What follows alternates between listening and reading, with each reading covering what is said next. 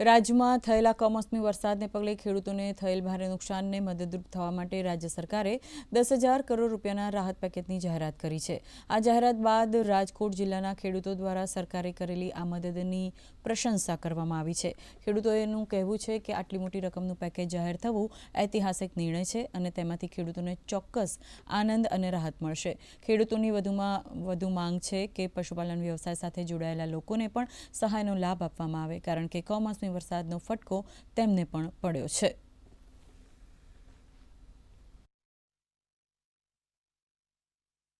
10,000 કરોડનું બજેટ 10,000 કરોડનું જે કંઈ રાહત પેકેજ બહાર પાડ્યું છે એ ખરેખર ખેડૂતોમાં એક આનંદની લહેર દોડી ગઈ છે।